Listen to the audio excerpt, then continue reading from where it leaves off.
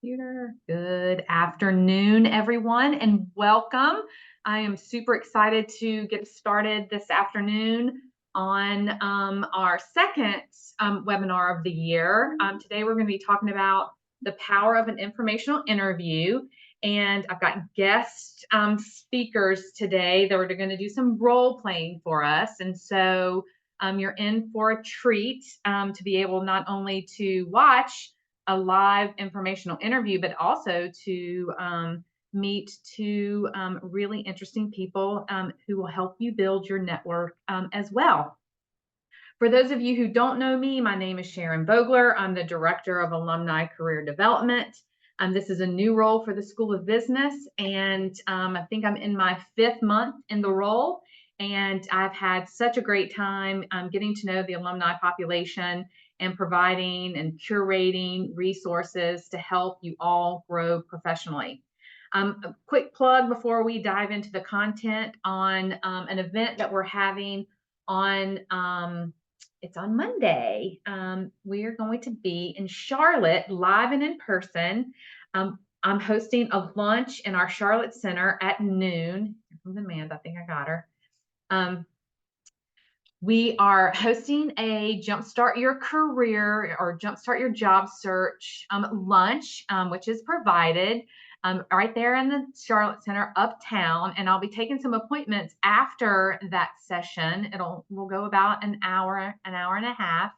And that night we have a networking reception in collaboration with the School of Professional Studies. And so if you got access to this event that you're participating on right now, the same events page that you registered or an email that you might have gotten from somebody on our team, you should have those links. If you can't find them and you're interested in attending, then please just let me know and I will make sure you get registered. And so I really love an interactive session. So this is really not designed to hear me talk this whole entire hour. If you have questions, please raise your hand. If you have comments or you have ideas, or you just want to share something that's worked for you in the past, then please do.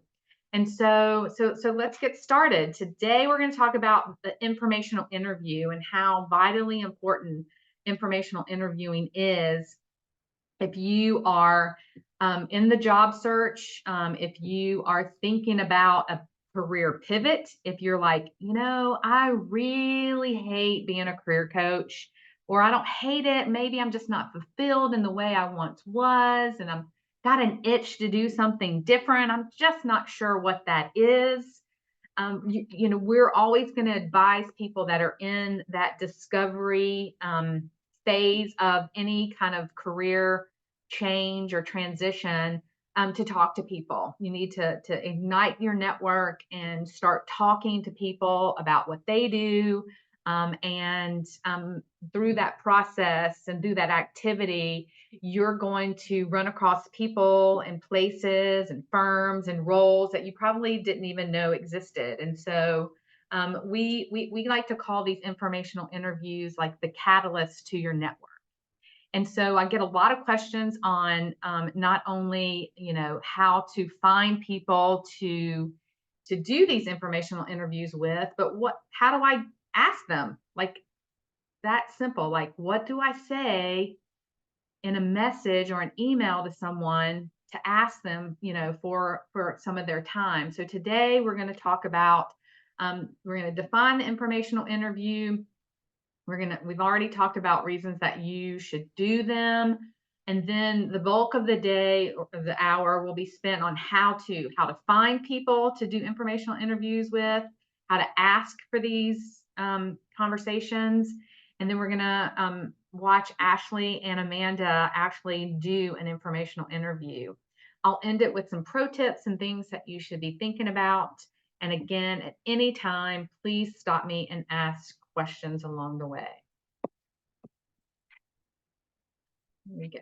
So let's define it. All right. Informational interviewing is really a conversation, right? It's an interaction between people so that you can learn and understand what it's really like to work in a specific career field, in a specific industry, at an actual company. You might be thinking about doing some additional education, right? Is grad school for me? Should I continue my education to be able to make a significant career pivot? And then, fellowships are a real thing. And so you would need to start talking to people about their experiences. There's the tone of them is set to be a little bit more informal, right? It's not an interview, but yet it could lead to something like that. So you always want to be buttoned up. But these are informal. When I say buttoned up, I mean prepared. So they're informal. We really like to start around 15 or 20 minutes. And I often think, everybody's got 15 minutes. An hour, right, is a longer commitment, but everybody's got about 15 minutes, right? If they go really well, then they can last up to an hour. But you really want to start around thinking about asking people to invest 15, 20 minutes of their time. And like I said, it's not a job interview. And the last thing you want to do during an informational interview is ask for a job. Instead, you want to ask for advice. People love to give advice. It's just a part of human nature, especially if you're talking to someone who has that natural gift of nurturing and wanting to help others, right? And so you want to approach it like, I'm just seeking advice. They're also really meant to nurture and grow your network. And so you I'm like a broken record, right? Even when you're in school here in the business school, no matter what program you were a part of, networking, it was a huge piece of your experience. And that doesn't stop when you leave school here. You are constantly in places and spaces where you need to know how to network and nurture and grow that network. And informational interviewing is a really great way to do it. Sometimes I like to call them informational conversations. Interview seems to stop people right in their tracks, and they tend to freeze up a little bit. But it's really a conversation between two people, and this exchange of information to understand what they do and how they do it. And so, how do you find people to interview? We're going to dive into two really helpful resources here at the School of Business that we promote constantly. But there's really nothing as helpful as your inner circle, right? So we all have people in our lives that we trust. We all hopefully have people in our lives that want the best for us. And whether it's a coworker, whether it's a mate, some kind of partner, friends, you have maybe parents, you may have kids old enough to have put together a solid network, but your inner circle is a really fantastic place, right, to start. And you've got to be in a headspace where you're not afraid to be vulnerable, to ask people for help. And that's a little bit of a gift, right? A lot of people don't want to ask for help. I'm strong enough, I'm smart enough, I can get this, I can figure this out myself. But your network, every job I have ever gotten, and I'm 55, I've had 7 significant jobs. I've worked for 7 firms, right? In that 30 plus year career. And every single job that I've gotten has been a direct result of someone that I was close with, someone I knew, someone who knew me and could speak to my work ethic and my character. And so start with your inner circle and just ask the people that you know really well and who know you really well who they know. Can they introduce you to someone who is working in a field that you have interest in? Or are you able to use your inner circle to find companies that maybe you weren't even aware of that are doing some things that could possibly use your unique skills and gifts? But once you exercise that, right, that inner circle, the Wake Forest network, right over here on the left, is an extremely helpful resource. And every single person who ever has come through Wake Forest as a student, as faculty or staff, has a profile on the Wake Network. Any employer partner or any parent who has contributed greatly to the advancement of the things that are really important to Wake Forest, like jobs. They also have a profile in the Wake Network. And so it's a completely free resource and one that you should absolutely tap into. And at the end of this presentation, I've left a link so that you can access the Wake Network. But you can search on city and state, you can search on program major, you can search on advanced search on employers, functional roles, and it's a super helpful and very underutilized resource for not just our current students, but for our alumni as well. So the Wake Network, super helpful.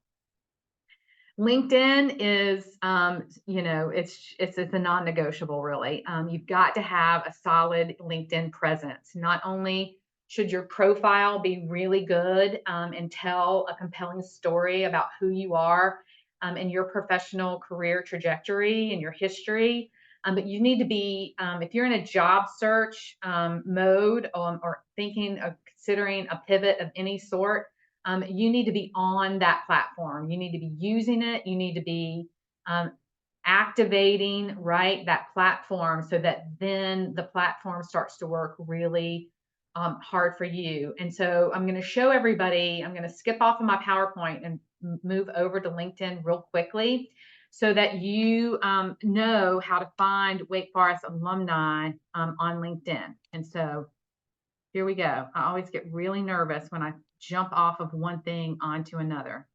Can you see my LinkedIn? Ashley, can you give me a thumbs up if you can see my LinkedIn? Awesome. Okay. All right. So here we are on LinkedIn, and there's a couple of really powerful ways that you can find other people that went to Wake Forest on this platform. And the first way is to search off of the company or higher education main profile page. So anyone who's come through Wake Forest, the university, not necessarily the business school, has used this for their education. And if they used Wake Forest University as their education, now we're going to be, here we go, Wake Forest. It's going to be slow today. Okay. So here under this main Wake Forest University public page, if you select alumni, it's going to tell you there's 51,648 alumni who are on LinkedIn who used this particular pull down selection under their education. You can see where they work, you can see where they live, you can see what they do, you can see what they're skilled at, what they studied. But I tend to stay here in this space. Where do they work? And if your search is particular on location, then I would jump over to location and I would then look at something like Charlotte metro area.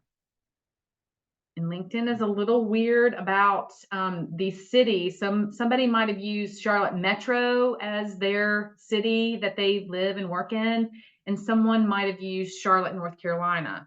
So you have to combine those. You have to look at both. But once we selected Charlotte metro, it tells us where they work.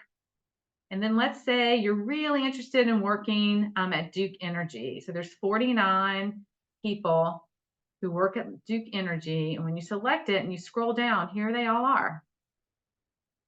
And you can see what's in their headline. Most of the time it's their title that's sitting in their headline. And you can connect right with them. And I always, pro tip, when you ask somebody to connect, you want to always add a note. And so you want to select this add a note, and we're going to talk about messaging in just a second, but always add a note and make the connection and tell them exactly why you want to connect. And being in a job search mode is a great reason to want to connect with someone. Okay. So again, you can do it off of all kinds of different keywords. So now I know Charlotte, I know Duke. In just a second, it's going to tell me there's 20 people who have analyst somewhere on their LinkedIn profile, right? And here they all are, all curated right for you. Another thing you need to think about when you are on LinkedIn is that not everyone used that Wake Forest profile for their education. Some people who, especially some that just did MBA, use this Wake Forest School of Business. And so I always advise everyone that when you're on LinkedIn, that you've got to look at both. Sometimes you have alumni who have just used that first Wake Forest University. And sometimes you have alumni who just use this Wake Forest School of Business. And sometimes you get really lucky and they've used both. So you have to look in both buckets to continue to search for people who may be people that you want to connect with. And so this is the closed one. That's a group. So I want to look in companies for Wake Forest School of Business. Don't let that fool you. Hold on.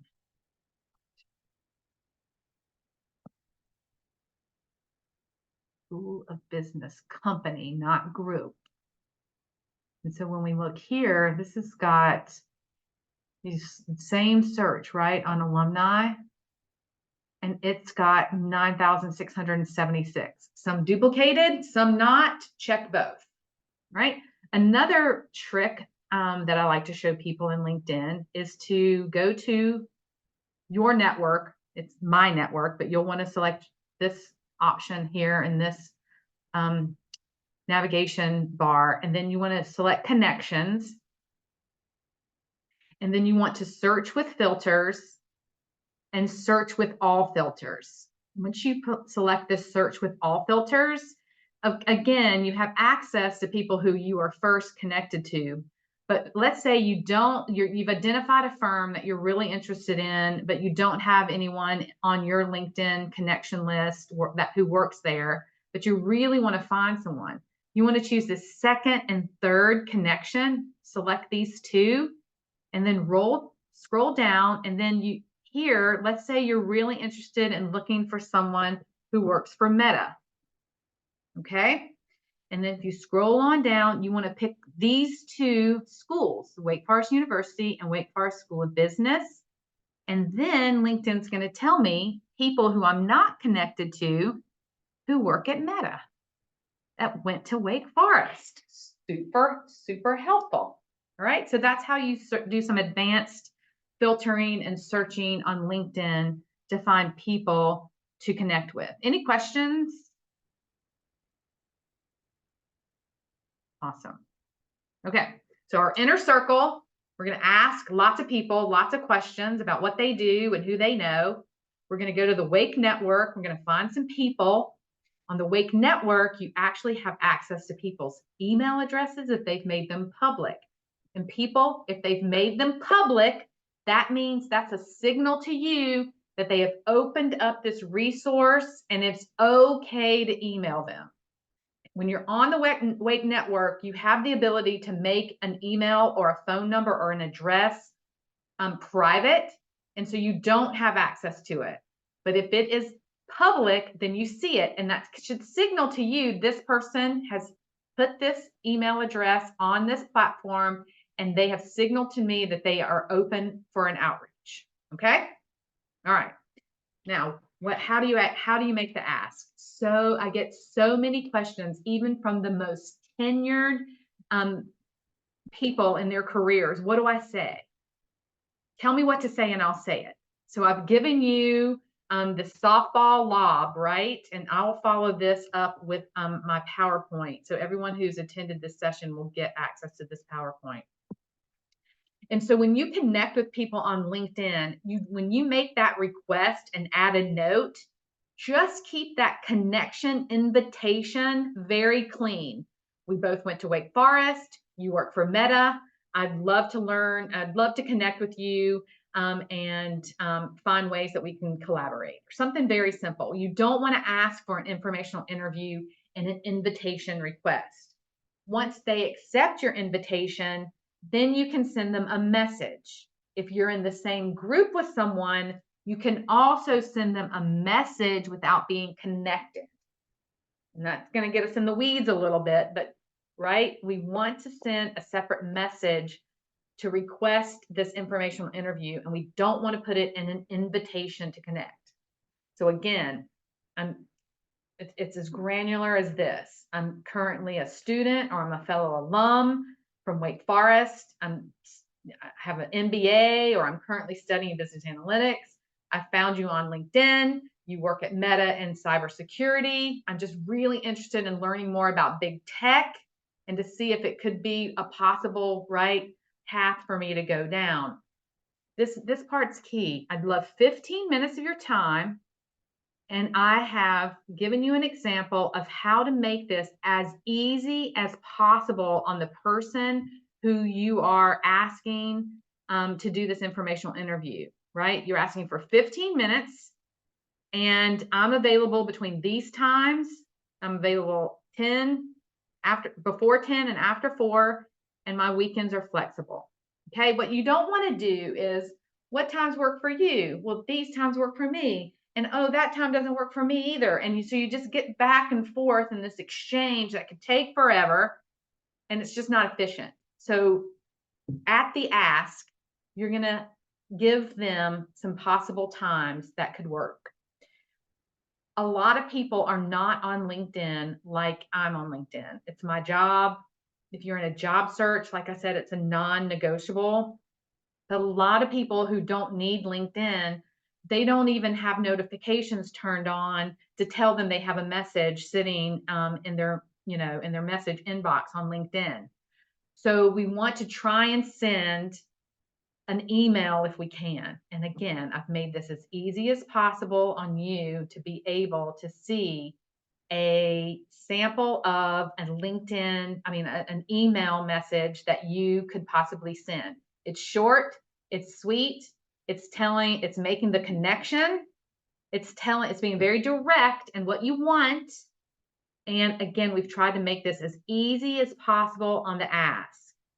I've also noted here that in this current situation, if you're in the same city as someone and you could possibly meet for coffee, you want to make it as easy on them as possible. So if you know they work in a certain neighborhood, like uptown, you want to go uptown, right? You want to make this as easy as possible on that person. You don't want to put any burden on them during the ask. So, I hope this is, it's crystal clear as you could possibly need to send an email to someone. So it's a good template. All right, now here we go. So excited about this. I have invited 2 of my colleagues to come and help us, and we're going to actually watch them do an informational interview. So I'm super excited to introduce you to Amanda Guild. Amanda is a current student in the business school. She's studying business analytics. She has done everything right. She was a star pupil for us, a star student back in the summer and fall when she was in job search mode. She was really good at informational interviews, and we've even asked her to be a career peer advisor for us. And so she's already gotten a job. She's solidified that deal. She's going to be in DC, and she's going to be working as a consultant for Berkeley Research Group. And so for this role play scenario, we're going to pretend that Amanda doesn't have that job with BRG, and she's looking to get some more information from my other colleague, Ashley Wilcox, who is an MBA grad. She just got her MBA from Wake Forest back in 2021. She's got deep roots here at Wake Forest, and just recently has taken over, or she really didn't take over, Ashley, right? You're starting from scratch. Yeah, all from scratch. From scratch. She's the Director of Sustainability Initiatives here at the School of Business. So Amanda's going to interview Ashley. They're going to actually do an interview. And so, ladies, I'm just going to shut up and let you go. So, Amanda, take over. Sounds good. Well, hi Ashley, how are you? Hi, Amanda. I'm doing well. I apologize. I am sitting downstairs in the living room at the School of Business, and because it's lunchtime, like everyone's just gotten out. So if you hear any background noise, that's what that is. Yeah, no worries. Oh my gosh, it's always crazy there at this time. But thank you so much for taking time to chat with me. I was scrolling through your LinkedIn. I was just super interested in like what you're doing with sustainability and human-centered design. So I was just really excited to just learn more about what you're doing. Yeah, sure. So this is the role that I'm in right now is a brand new role with the School of Business. So it's never existed before. So I really am starting from scratch with being the Director of Sustainability Initiatives at the School of Business. And that really entails looking at how we can bring sustainability into the School of Business from the sense of courses and curriculum, experiential learning for students, and also helping faculty within maybe research or the things that they're interested in pursuing as well. And what are we doing to bring sustainability out into the world with our students after they've graduated?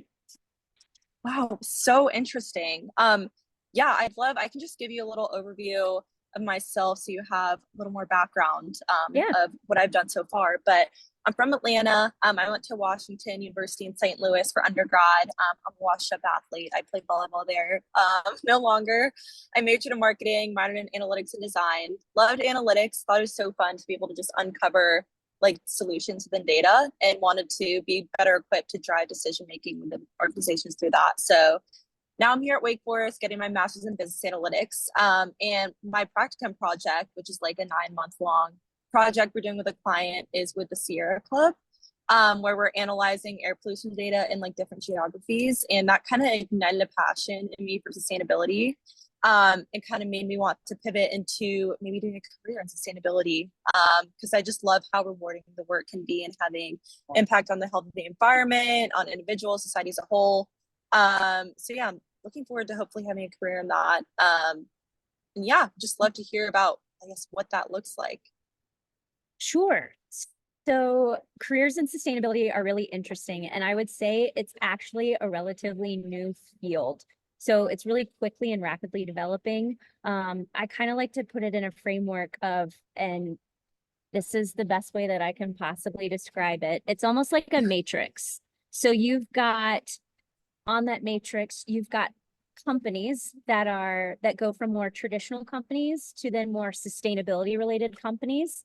So think of like your Burt's Bees, maybe like a Tesla, something that's more energy focused or environmental, social impact versus a traditional operating model of a business, maybe within like financial services.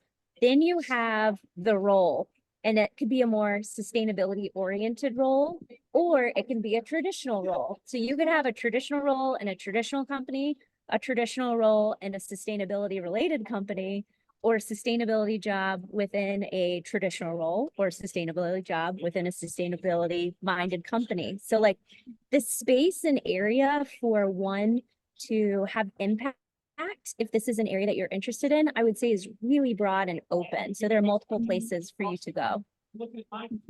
Awesome. So what led you to go into sustainability in the first place? So great question. And I would say that I have probably more of a traditional story when it comes to how you got into a sustainability role, which means you had no background in it whatsoever, but you found yourself in it. I originally, my background really has been in like program management and program design. I found myself in the sustainability role. I helped start the sustainability graduate program at Wake Forest University in the Graduate School of Arts and Sciences. And before that, I had no background in sustainability whatsoever. I had no idea about it, but my skills in program management and design are really what I leveraged for that role. So that's how I got into it. And then I quickly realized, oh my gosh, this is a topic I have no idea about.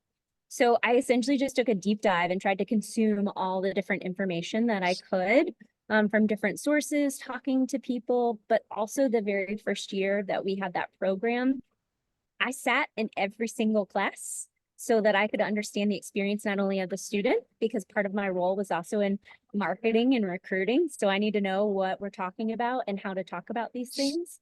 But through that, then just my exposure to those topics and in the world of sustainability and our faculty and our students in the alumni and where they would go off in their roles. That's really how I would say it's kind of been an organic journey into the world of sustainability, which I would say most folks now who have been in a role for a year or two, that might be how they found themselves there. It was either something adjacent to what they were doing, or it was another skill set that brought them into it. Interesting. Very cool. And what does a typical day look like for you? Oh, I love my days. So it involves all different kinds of things. And I like that it's not the same thing every day. So there's something to that. My days involve, I would say, meeting with students. I work in a collaborative space. So there are a couple of us in one office space, which is why I'm out here right now, so I can talk with you. Talking with some of my colleagues, thinking about brainstorming ideas. I meet with partners within the community to figure out ways that we can collaborate, not just within the Winston-Salem area, but within the state and then also across campus. So I'd say a lot of student meetings and meeting with other people and just talking and collaborating. Awesome. Very interesting. And sorry, I have a list of questions here that I just want to make sure I'm asking.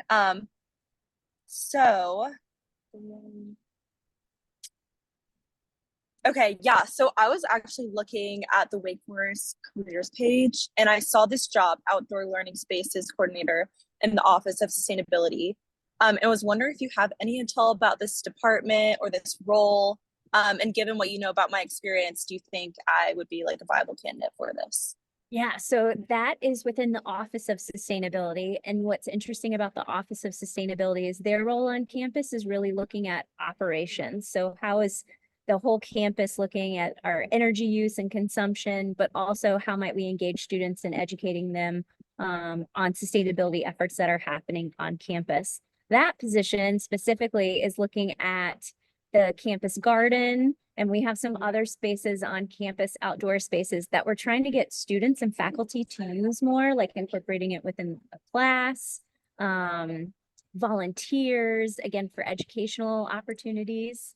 So I think if you're interested in working in the outdoors, like if you're down for getting your hands dirty, because that's really what that one's going to be about, that role, but also that role involves a lot of collaboration. So making connections and keeping in tune with what all is happening on campus to keep folks plugged in. So if that's something that interests you, then I would say, yeah. Awesome. That does sound very interesting. Super cool. And then one last question for you. Is there anyone that you know that you maybe feel comfortable connecting me with who could help me plan for a career in sustainability or just maybe another career at Wake Forest? Yeah, sure. So specifically to Wake Forest, there are two folks that I would recommend you talk with. One is Brian Cohen, and he's the assistant director over in the Office of Sustainability. He's been there for quite some time and is so plugged in with what they're doing and the work that they're doing. Dee Dee DeLongpre Johnston, she's actually our chief sustainability officer for the university. She's an amazing resource to talk to and loves to talk with alumni and students as well. Just to kind of give you, I think, the lay of the land, but also maybe to share some other areas in which you might think about to pursue or look into that you might find interesting. Outside of Wake Forest specifically, one of the number one people I would recommend you talk with is Katie Cross.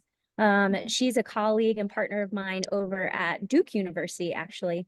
And she's done some great career coaching, and she's so plugged into with some other jobs that are outside, more so in like the business world and as opposed to in the university setting, which I would be happy to make an introduction to any of those individuals. Yeah, that'd be great. I'll definitely like follow up in an email so you can have it and connect me. But thank you so much for your time. This really helped me just like know what a role in sustainability looks like. So I really appreciate it. And yeah, would love to stay connected. Of course. And you just made me think of one last thing. There's a really great resource that I highly recommend to actually that I'm going to share. One is called opendoorclimate.com, and it is a whole list of people in various fields in sustainability that have essentially said that they are open to a conversation. So an open door conversation for 30 minutes, and they include all their LinkedIn information and also a little blurb about what it is that they do. So that might be another way to explore. And then also, if you're curious about experiences, another resource that I highly recommend is called theforage.com. And it's pretty much like an online job simulator. So if there's a company that you're interested in doing work with or taking on a certain role, I highly recommend checking them out because it's actually a way for you to try it on, and you can get like a little certificate that you've completed this with that company too. So just a way to try it before, break it before you buy it, sort of thing. Yeah, awesome. I'll definitely check those out. Okay, great. Well, thank you so much. I hope you have a great rest of your day. You too, Amanda.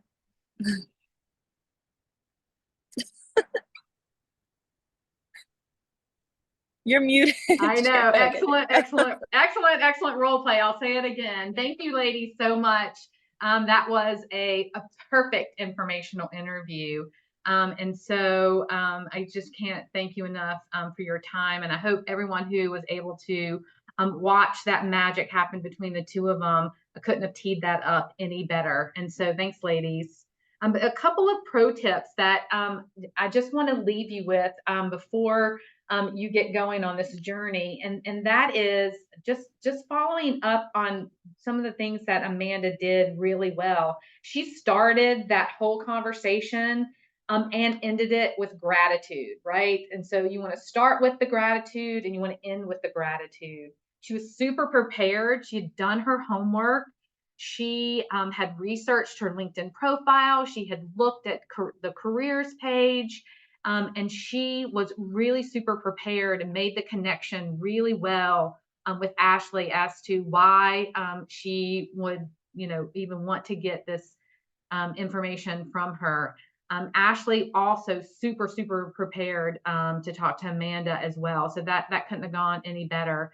And so another thing I want everybody to realize, especially if you're trying to invite people to connect on LinkedIn, and then if you're using LinkedIn and email really to do this outreach, is that you're going to get ghosted. It's period. I mean, that's just the end, period, dot, end of the sentence. People are not on LinkedIn like people like myself are on LinkedIn, or job seekers are on LinkedIn, so they might not even see your message.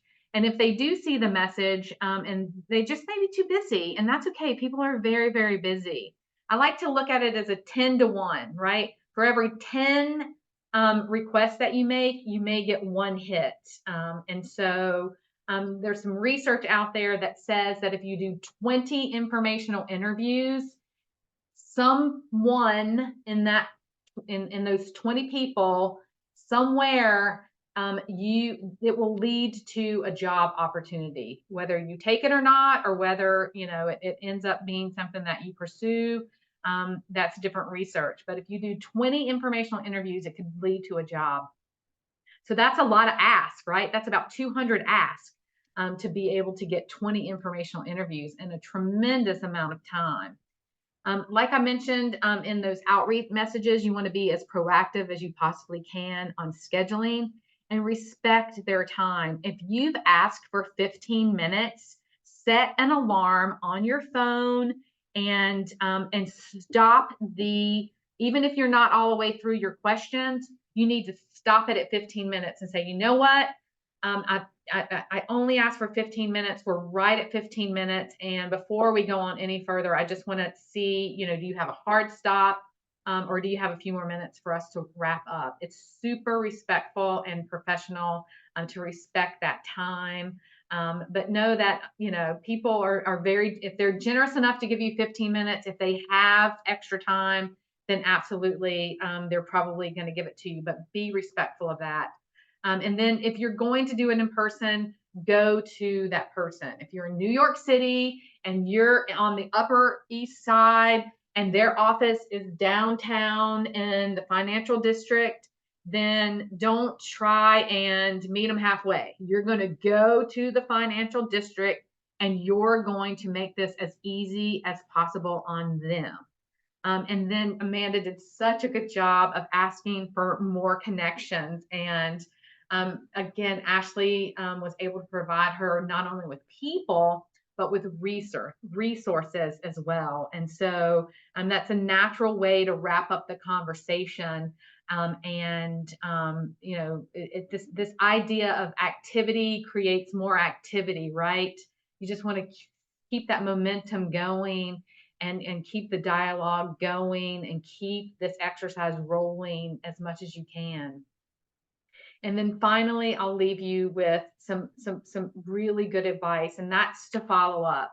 So not only would I advise Amanda, she already knows this, it's just natural in her DNA, to send a thank you note, right, to Ashley. It can be, if you made the appointment through LinkedIn, then you can absolutely send a thank you message on LinkedIn.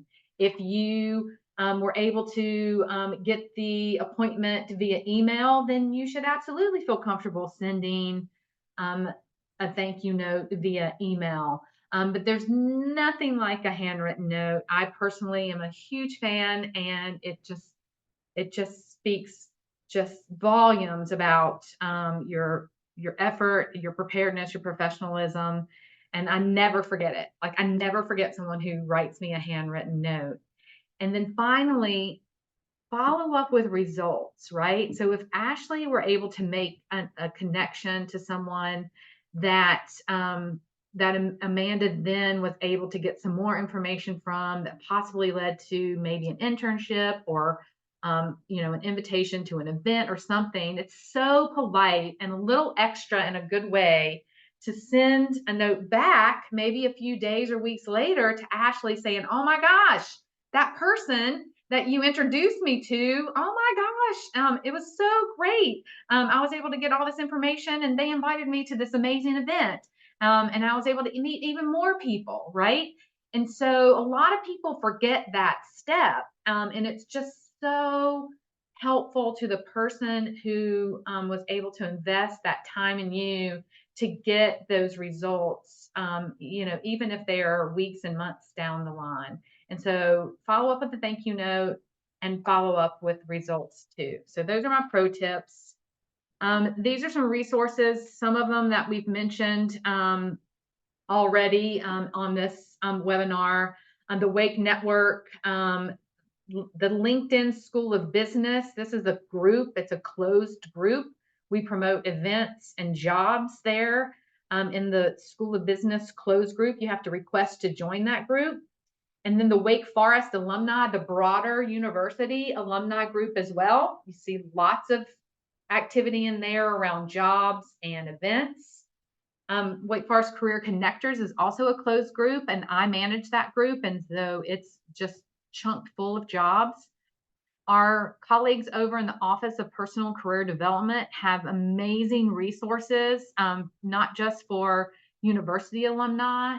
Anyone who goes to this page has access to some really fantastic resources there. I'd also like to point out the Wake communities. A lot of people don't know that our friends in advancement and alumni relations have put together communities all over the United States and abroad.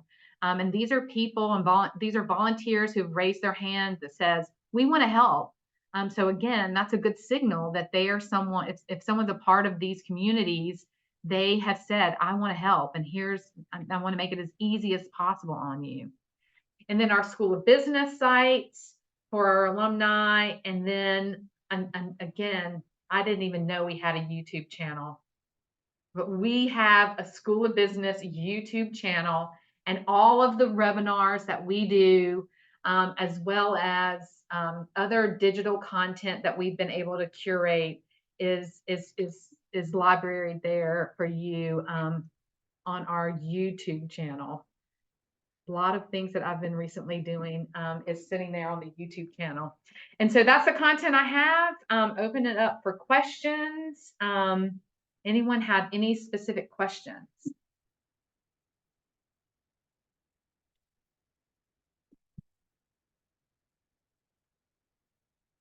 Yeah, Greta, unmute. Yeah.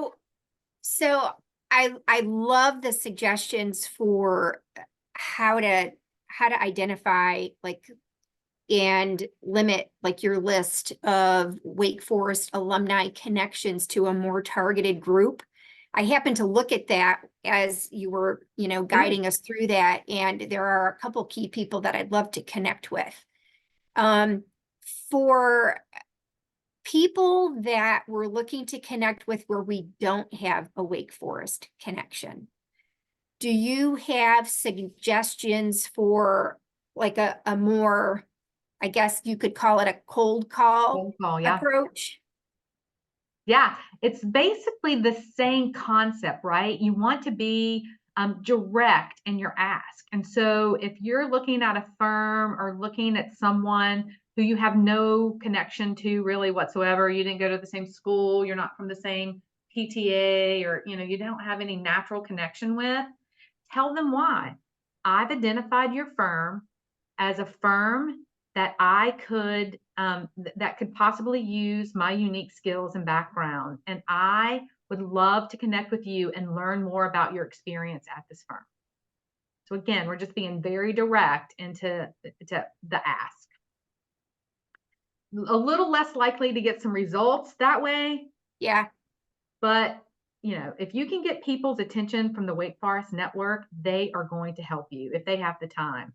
I've never run into a single alum, School of Business, School of Divinity, the law school, the medical school, anyone, if they have the time, and you can get their attention, then they will help you. But then outside of that, I advise you just to be direct. Your firm, Okay. I just want to learn more about your firm. Okay. And Good one question. other thing that I've been doing as I'm connecting with people. So I'm an alum from a while ago. I went to the medical school, graduated in 95, and then graduated from the full-time MBA program in 2002. So Nice. I'm looking right now at new opportunities, potentially abroad. So I've been trying to connect with people in the areas that I'm interested in. And what I've actually done is, since a lot of these are investors in venture capital and healthcare innovation, I've offered to share my investor network in potential companies with them. And that right there is what seems to be getting some traction, because now I've got some calls scheduled with some. Fantastic. Yeah, a little quid pro quo. Did I say that right? Yeah. Love that approach. But yeah, just be able to ask, and then I love to be able to offer. Mm-hmm. Yeah, very good. Francis, any questions? No, Sharon, I think this was super helpful. One thing I think is interesting is I've been so often on the receiving end of the LinkedIn messages. I work at EY currently, which obviously is a huge employer to folks looking to enter the firm post Wake's Business School. So I really liked your suggestion of both adding people on LinkedIn, but also sending a message. I think one thing I've seen students maybe not do well is they'll just add me on LinkedIn and I have no context on who they are, why they found me, type of thing. And then quickly I looked up their profile and I'm like, oh, they're a sophomore applying to the School of Business. They noticed I work at EY, added me on LinkedIn, et cetera. And I typically respond back politely, but say, hey, let's jump on a call first. I don't just blind accept people on LinkedIn. That's just good. my Yeah. purview. So Yeah. connection invitations are 75% more likely to be accepted if you add that note and make the connection from the beginning. Yeah. So this is giving me good feedback doing it forward when I think about my own next steps. Fantastic. Fantastic. Well, thank you for participating today. And Ashley, thank you so much. Be looking on the lookout for more real, we consider it great content in programs. And we hope to see you at a upcoming event in the near future. Thank One you, quick question, Sharon. Yes. So one of the things that I have been bumping up against in LinkedIn, because I don't have a premium account, is they've cut me off Isn't that on terrible? how many, like, I'm being able to add notes. Mhm. And also in search results where you'll only see 3 people and the rest will be blurred out. Yep. Do you have any strategies to work around that? Because Yes. Yes. And LinkedIn is going to try and commoditize. Every time I think I've got it figured out, even I've been in like live webinars and I'm like, LinkedIn, why is LinkedIn changing this? They didn't ask my opinion. But yeah, they try to commoditize this platform as much as they possibly can. And I've run into the same problem. And so if it's a Wake Forest connection, you should be able to do that same search, that all the filters, connection, the my connections, filters, all filters. If you jump over to the alumni selection under the school. So the okay. first search that I found, a lot of times I'll cross-reference both of those things. It's also, the premium. I don't personally have the premium because I've got such a vast network. Expensive. It It's is like expensive. $60 a month. I know. The first month's free. So if you can remember to go back in and unsubscribe, and then it's worth it to see exactly what you have access to with that premium subscription level. And so one of the things that's also included in that is LinkedIn Learning. So you get access to their entire library of courses if you do have that premium subscription. But yeah, I've run into that myself. And so what I've done is then tried that same type of filter over on the Wake Forest University or the Wake Forest School of Business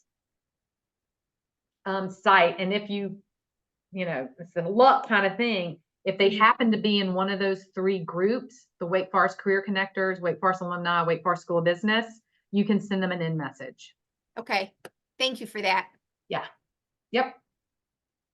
Good stuff. This is great. Thank you. You're so welcome. All right. Everyone have a fantastic afternoon. Bye. Thanks. Really Bye. appreciate it. Thanks, ladies. So welcome. Bye.